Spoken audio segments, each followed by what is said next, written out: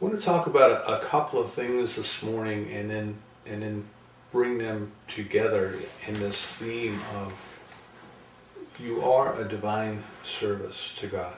You are a divine service. And I'll start with some ideas about self-image psychology, how our self-image kind of determines what it is that we do, and we think that we're capable of doing, and we think that we ought to do. And it shapes the way that we see ourselves and the way that we see the world. And in some respects, this idea of self-image is, as our consciousness develops, as our consciousness unfolds, the image, the idea, the concept that we hold of what self is, what our self is, what self in general is, what self with a capital S, meaning God, is, it changes. And it should change over time. It should change as we grow and we evolve. Now, when I was young, as many of you know, I grew up in a traditional church. I was raised Catholic. And there we were taught our dogma and our creed. We were taught all of the things, the catechism that we were supposed to learn as children. And I had an image, I had an idea of who I was. I had a self-image. Now, you can say that self-image was formed by what my family might have told me about myself, what my teachers might have told me about myself, what my friends might have told me about myself. It may have been formed by ideas that I brought into this lifetime from wherever I came from before I was here. It may have been formed by ideas that I picked up from race consciousness, to which we are all attuned. The collective unconscious, as Jung would call it, race consciousness, as Dr. Holmes would call it. But nevertheless, even as a small child, I had an idea, I had an identity. I had this self-image of who I was and what I was. And I remember one time when we were very little, probably first or second grade, I would say, very little, 5, 6, maybe 7 years old at the most. But they had, in the church, they had what they called Vocation Day. And vocation in that terminology meant people who were called to the clergy, people who were going to be priests or nuns or monks, those sorts of things. And the children, the school children, were given an opportunity to dress up, to wear the costume of what they had aspired as small children, as to what their self-image of what they might be when they grew up, what that was. And so we each got to pick, and some picked, some picked the habit of a nun, some picked, the dress of a priest.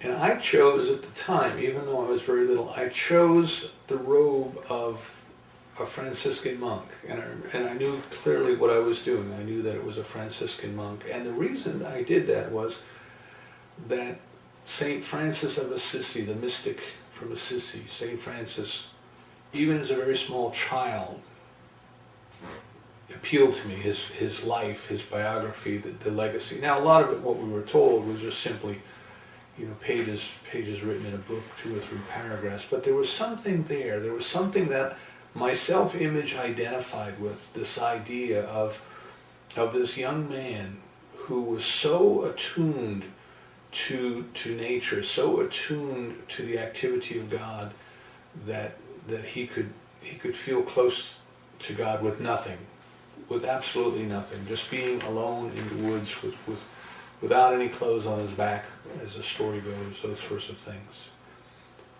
So my point is that there was this self-image, there was this identity, there was something within me that identified with it. So much so that several years later, when I made confirmation, we were given an opportunity to take what's called a confirmation name. You take a name of a saint that you admire, that you would like to emulate.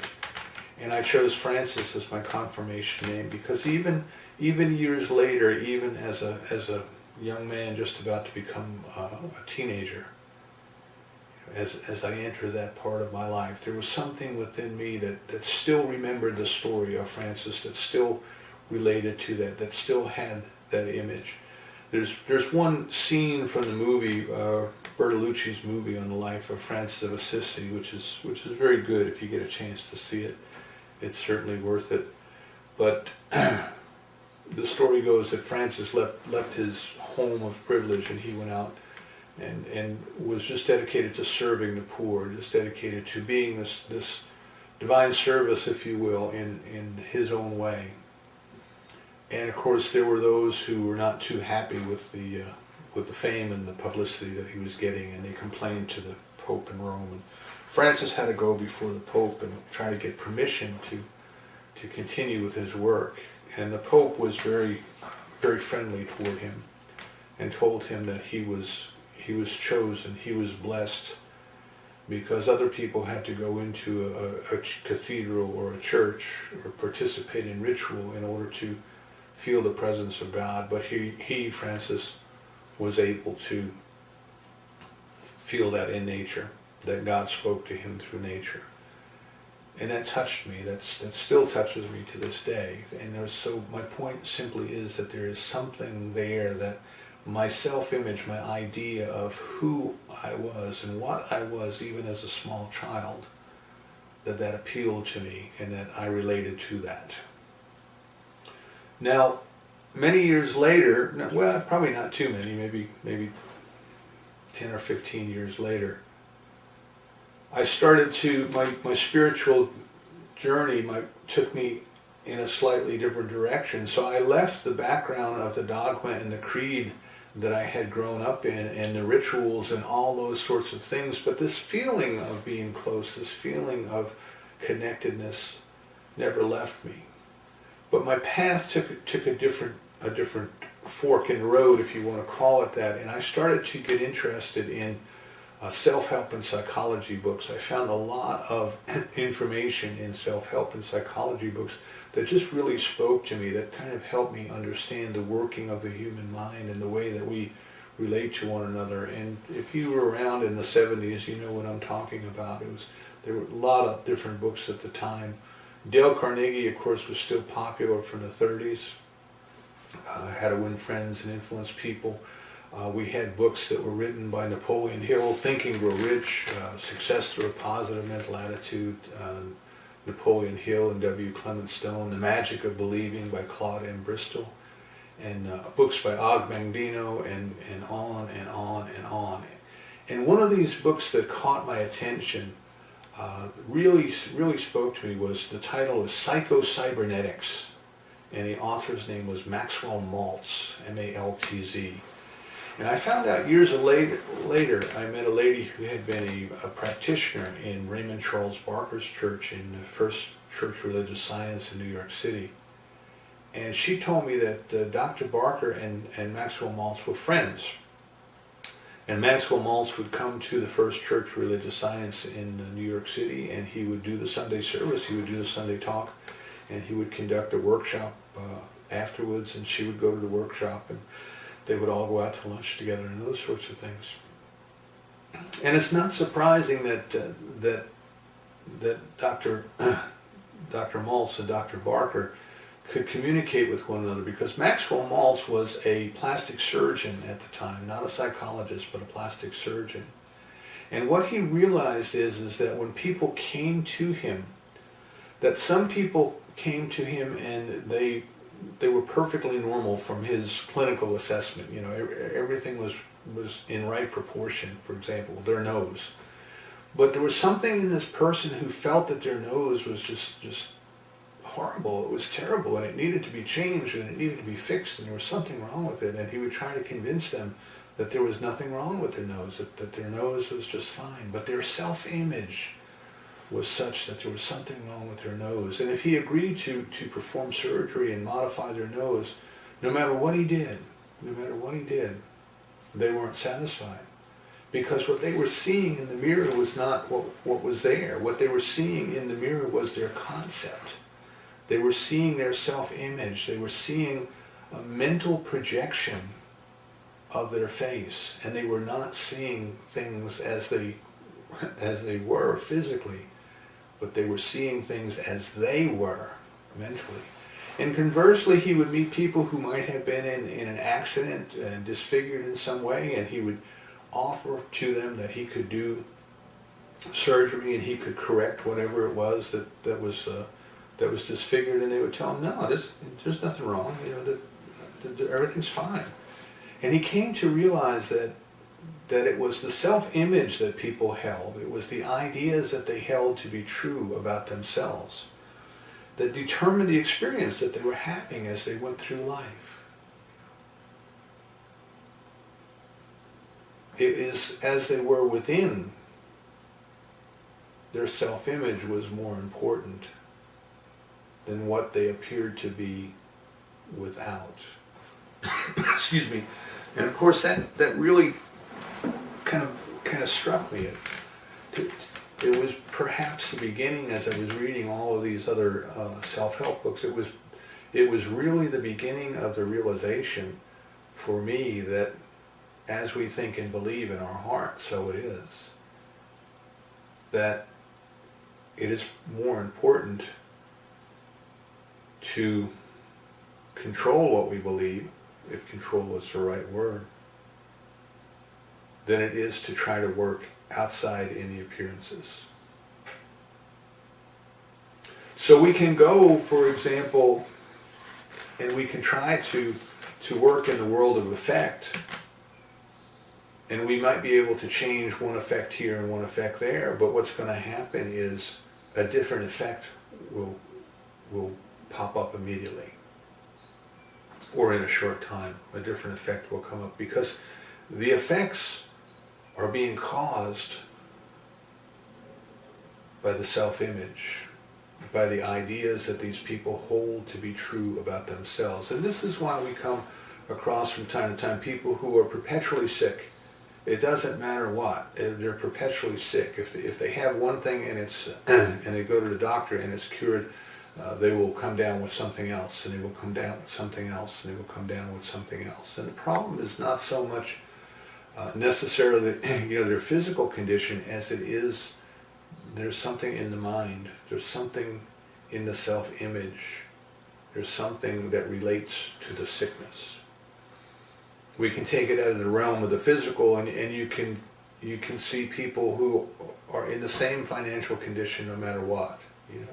People who might be broke and they win the lottery, and in a few years later they're completely broke again, perhaps even more so than they were before. Because what was going on in their financial affairs was a reflection of their self-image. I listened to a talk one time by a man in Denver, in the Mile High Church in Denver, who was a direct salesman, and he had a family to raise and a mortgage to pay, and he said one month he made $40, and he knew that wasn't sufficient. And he said he had a heart-to-heart talk with God, and he said, God, I know that you know that $40 isn't enough to raise my family, and the only thing preventing me from making more is my acceptance. So I accept unlimited income.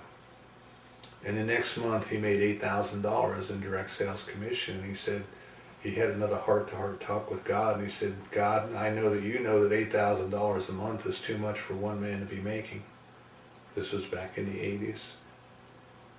And he said he had to come to grips and accept that $4,000 a month was a good income for him. And since he made that decision, he had averaged $4,000 a month every month thereafter. And the point he was trying to make was that he saw himself as an a $4,000 a month salesman. That was the image he had of himself. And he knew that if he could become comfortable with, if he could truly believe in his heart, if he could truly become comfortable with being an $8,000 a month salesman, that he would be an $8,000 a month salesman. So I only mention these things, I only put them out because what we want to understand it is that it is the concepts, the ideas that we hold and those that we believe, either as individuals or as a group of people or as a nation. It is the ideas, the concepts that are the cause of the conditions that we experience in our life, in our lives, and in our society. So we come now then to where we are in terms of our spiritual journey this year. We can call it the liturgical calendar if you want to call it that. It's pretty old school. That's what we would call it when I was a kid growing up. But we came through this time of Easter, this time of death, and this time of resurrection. Now, when I was attending the Mile High Church in Denver, there was two primary speakers out there, Dr. Fred Vogt and Dr. Jim Munson, and they would alternate on Sundays.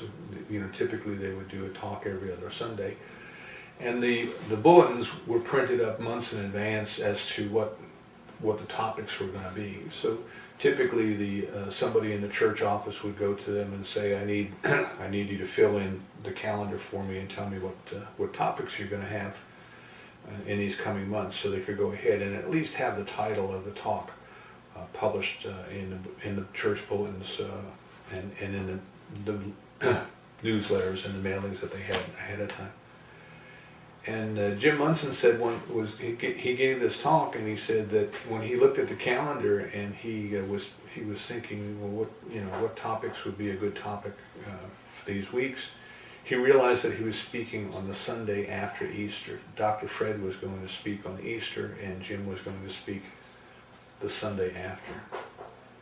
And he said he realized that Easter Sunday is kind of like a high point in religious experience for people. It's a big Sunday, and he's thinking to himself, now what do you do after a resurrection?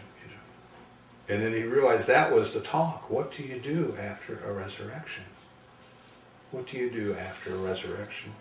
So where we have come in our journey so far this year, we've been talking for the last 5 or 6 weeks about using our gardens as a metaphor for the growth of our soul.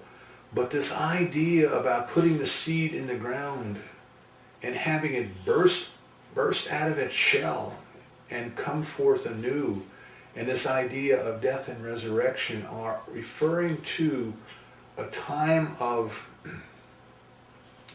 I would say, growth of our soul, but I realize that our soul really doesn't grow. Our soul is what it is. It is an individualized piece of God. But we grow in our awareness of what our soul is. We grow in awareness of what you and I identify with as spiritual beings. So there comes a time in the evolution of every soul, and perhaps it comes several times. This is why we visit it once a year. We may go through it in phases, a little bit. We break through that shell a little bit this year, and we break through that shell of our ideas and our concepts about what it means to be human and what it means to be spiritual. And we keep breaking through that until we go through the complete resurrection experience, the complete rising up in spiritual consciousness to the point where the physical is not separate from, it is not different than the spiritual. It is the spiritual appearing as the physical. We stop thinking of ourselves as human beings and recognize that we are spiritual. We are spiritual beings. And at that point, we have to stop and look at what has happened to our self-image.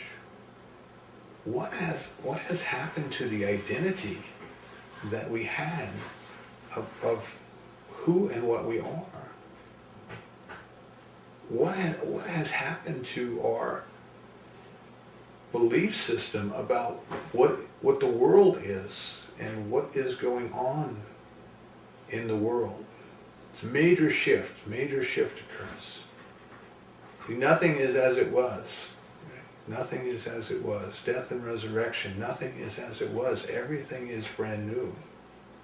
And all of the old is gone. Every bit of the old is the old ideas are shattered. They're broken. They're like the scroll that's been rolled up and thrown in the fire. And now we're trying to sort our way out, sort our way through, and we're trying to figure out, who am I? Why am I here? And where am I going? And in the old way of thinking, the materialistic way that we have grown up with in the world, where everything is based on matter. In science, consciousness is a function of matter. In fact, I can't remember which scientific body it was, but there was a debate where they wanted to define consciousness as the sum total of the effect of the chemical and electrical reactions of the brain. That was to be their definition of consciousness, and they got pushback from within their own membership, who said, "Can you prove that scientifically? What scientific evidence do you have to prove it?" Because there's you can look at it and you can say that ideas are a result of something that fired off in the brain, or you could say that something fired off in the brain as a result of the idea, and they haven't quite figured out how to settle that debate yet. But the bias of materialism is that everything comes from matter. And our society, in our world, is set up to reflect that.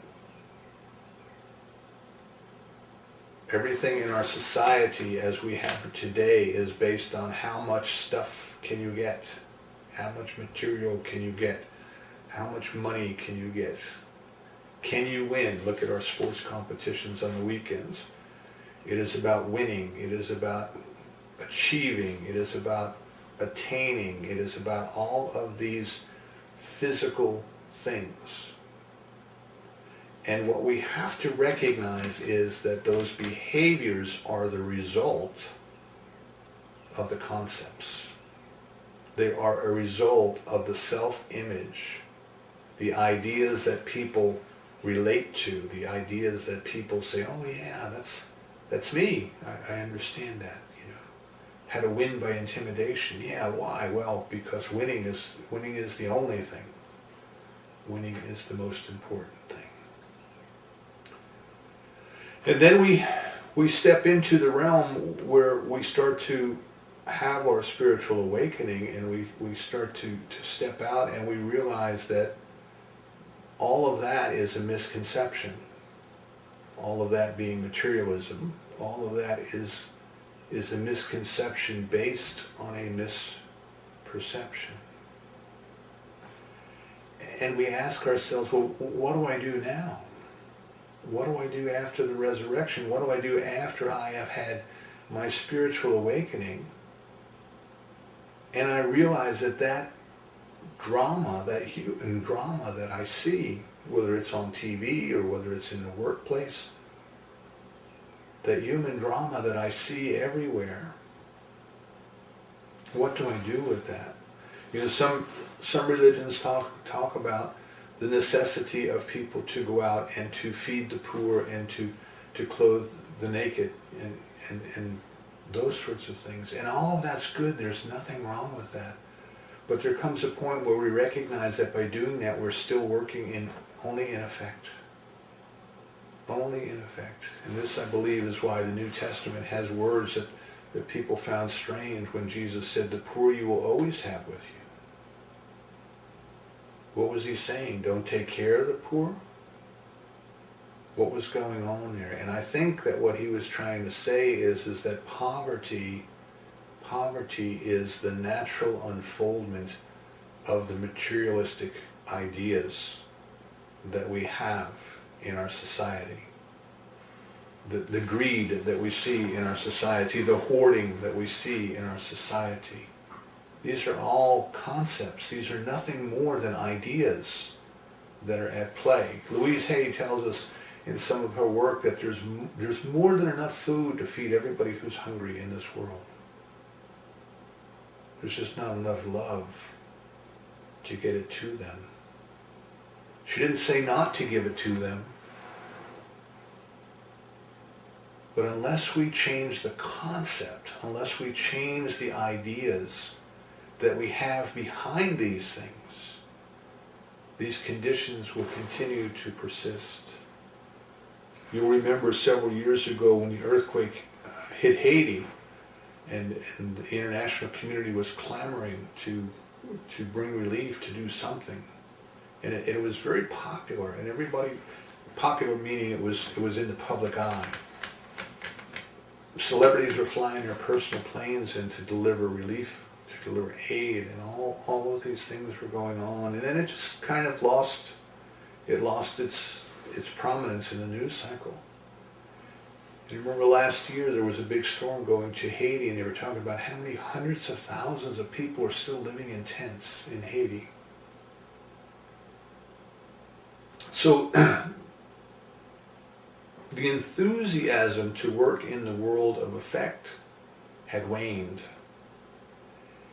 and the conditions still exist because the concepts, the consciousness, and the ideas that are behind them have not changed.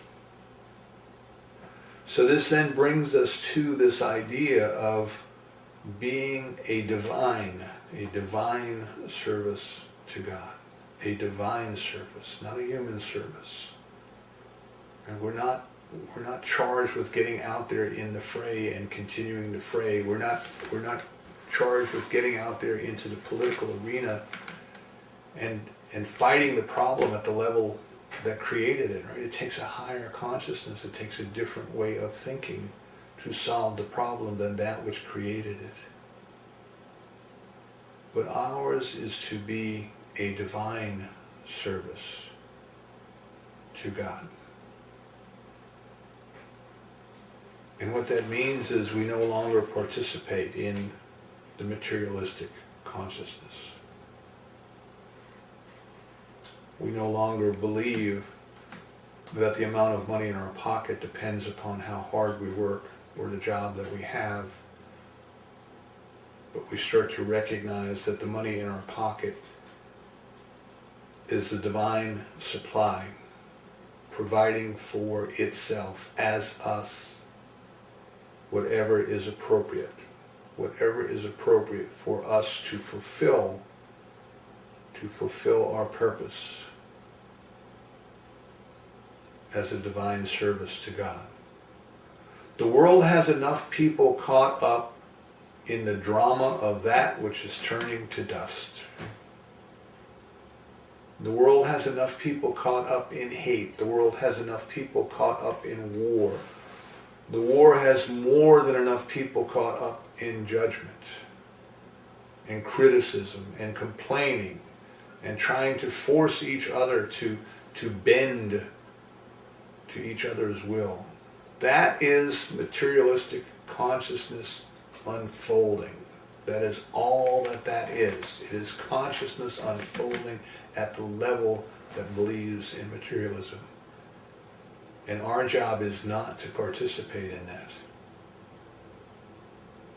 Our job is to see things rightly, to see things spiritually. It doesn't mean that we're indifferent to the pain and suffering. It doesn't mean that our hearts don't go out to the people in Nepal who were affected by the earthquake.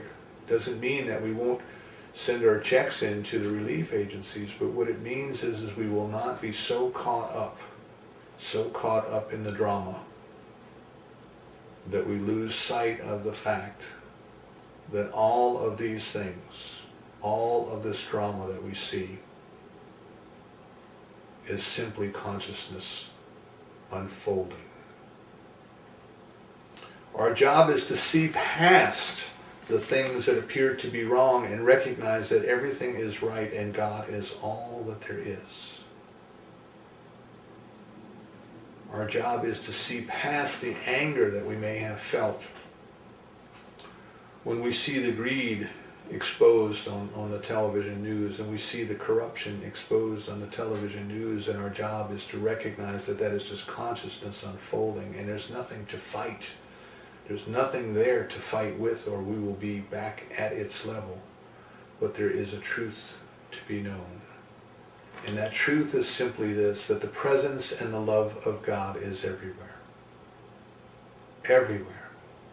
In the midst of the chaos, the presence of God is. In the midst of the apparent corruption, the presence of God is. In the midst of the apparent greed, the presence of God is. And those systems are unfolding at their own level of consciousness, and they will experience the consequences of that level of consciousness.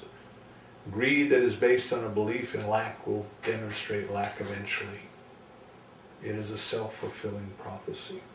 So our job then is to be the one, to be the light, to be the one who recognizes that all of these things, all of this that we see in the world that is going on is not the most important thing. What is the most important thing is to be able to go within and find within the presence of the divine. To be that service that allows that presence of the divine to become more apparent in us, to become more realized in us, to become more experienced in us. And that is the light. That is the light to the world. We have had people for thousands and thousands of years, and I guess every generation or so, we have had people who do that. But what has happened is the belief in materialism, the belief in the human way of life, and the reality of the human way of life, the belief that the human life is the real life and the only life, and that when the human body dies, life is gone. The belief in materialism has looked at those who have come and allowed their light to shine, and it has made them exceptions. Instead of listening to the message and instead of living the message, humanity has worshipped the messenger. And in worshipping the messengers, we have lost the message. And these individuals who have come, who have allowed themselves to refuse to be deluded by that which is only an outpicturing of consciousness, that which is only an idea in action, and knowing that ideas can change at any moment. Knowing that there is a power and a presence within us that has created us out of itself so that we might discover it. Those individuals who have achieved that level of consciousness, the Buddha consciousness, the Christ consciousness, the cosmic consciousness, those individuals who have done that have been able to demonstrate in their lives that the things that are out there are illusions. The things that are out there are misconceptions and misperceptions. And that all that is required has been provided if we will just let it come, if we will let it come to us. So after the resurrection, after we have gone through the realization that everything that we see in the material world, everything that we may have identified with in the past, everything that we have struggled to achieve, that all of that is just turning to dust. All of that is probably wrong. There is something deeper and more wonderful than we have ever imagined, and it is the awareness of the presence of God in the midst of everything. Then our divine service is to see, to reveal within our own consciousness the presence of the divine within everything. To be the kindness, to be the unconditional love, to recognize each and every person, saint and sinner alike, as a beautiful expression of God, whose consciousness is unfolding perfectly at their current level, and that level will and must change. So rather than fight with it, rather than argue with it, we simply look past it. And we look at and we bless the perfection and the activity of God that is present within each and every person. And of course we must start where we are. We must start with ourselves. So we are not here to find fault with ourselves or with another. We are here to find God within ourselves and with another. We are not here to tell another one or ourselves what we ought to do. We are here to help ourselves and to help another find what we are. The very love of God in action. We are here not to fight and wrestle with problems at the levels that created them, but we are here to take consciousness to a higher level and to know that right where the problem seems to be, the omniscience of God is unfolding perfectly. There are no problems in the mind of God. Wherever war seems to be, we understand that that is human consciousness, that those are human ideas, that those are misconceptions based on misperceptions of what is real that is causing these people to go to war. And we can recognize that right in the midst of that, the love and the presence of God is, and the truth of the unity, of the oneness, of the brotherhood of each and every one of us exists.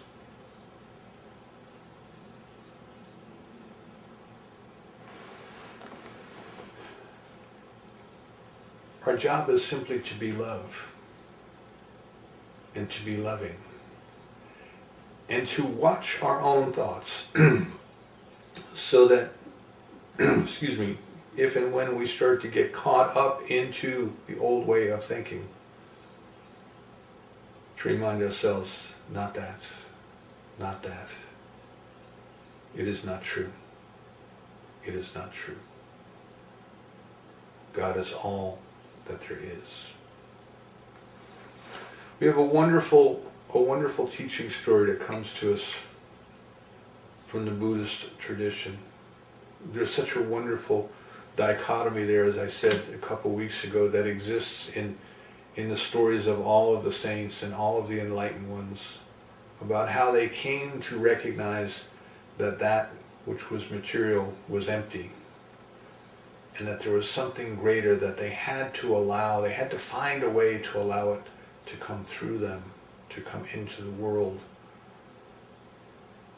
to be a service to God, if you will, to allow God's blessing to come through them. See, the blessings that come through those who have dedicated themselves to that service are far greater than the blessings that we could possibly give to the world through our own manual labor, doing it ourselves, trying to do it ourselves. But the story goes that when the Buddha's father was dying, he wished to reconcile with his son. You know, that Buddha had left and turned his back on all of the kingdom of his father. And his father felt that he had lost his son. But when he was dying, the son Siddhartha went back to visit the father. And the father said, son, I long to give you everything that I have. I long to give you my entire kingdom, everything. But I know that you would reject it and say that it is nothing more than a pile of ashes. He says, how much I miss the love. I miss the love that I couldn't share with you. And Siddhartha said to him, if you would open your heart to love, you would find a love far greater than what you thought you had lost when you lost me. You would find the very love of God and the presence of God.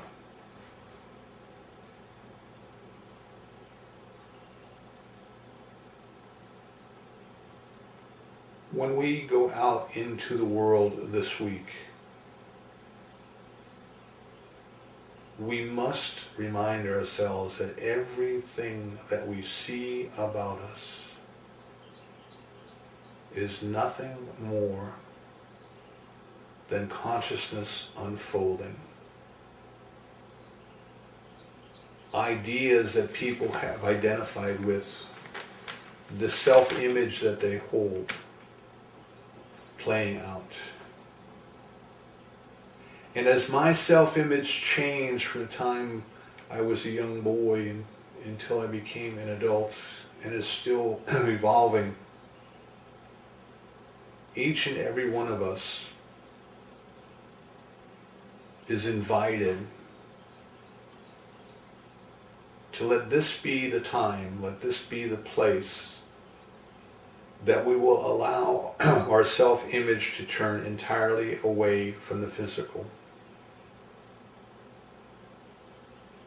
entirely away from the mortal. To recognize that as spiritual beings, our life is a life of divine service to God. And that purpose does not end when these bodies end. That purpose continues on and on and on for eternity. We will always be changing our self-image. We will always be updating our consciousness, our identity, our ideas of who and what we are. We will always be realizing more of what God is, and then we will always be faced with the challenge of living up to that which we know, living up to that which we believe. We believe in our hearts that we are spiritual beings. We believe in our hearts that that which is spirit is the cause of that which is matter. That is our identity. So we don't argue and we don't fight with the materialistic view of the world, but we recognize that it is an idea whose time will come. It will pass. I'm not wishing bad things on it. I'm saying we'll outgrow it. Humanity will outgrow it. We stay stuck in that material level of consciousness until we recognize that there is a law of cause and effect that is responding to us according to our belief.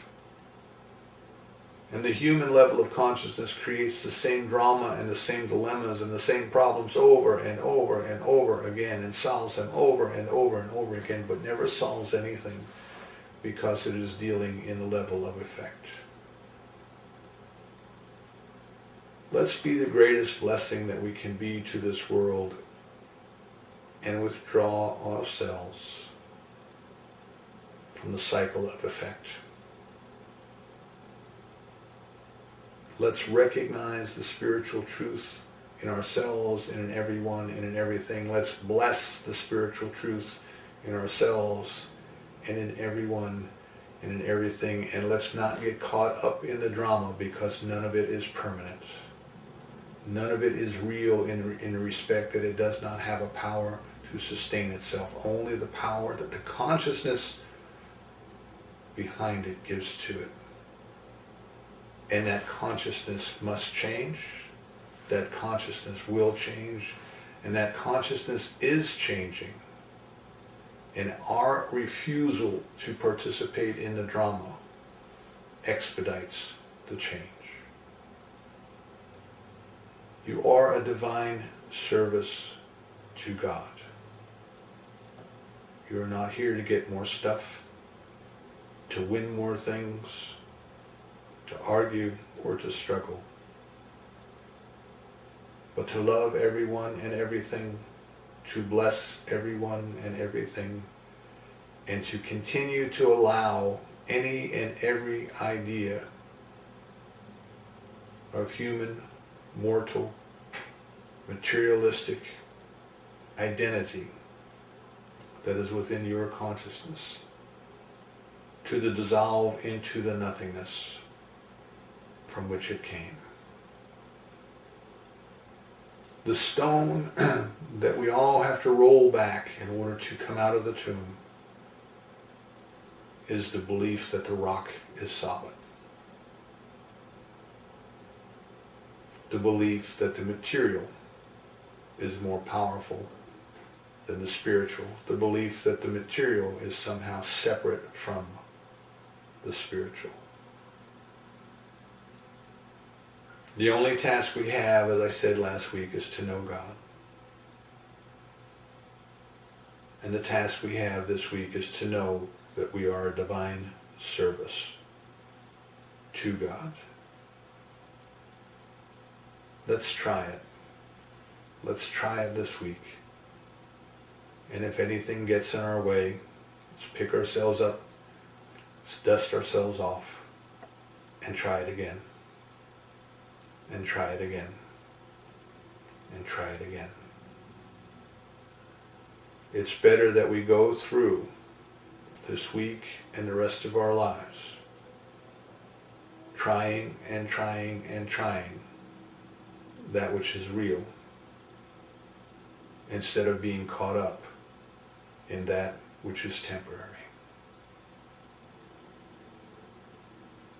You are a divine service to God. Let's go forward this week and live it.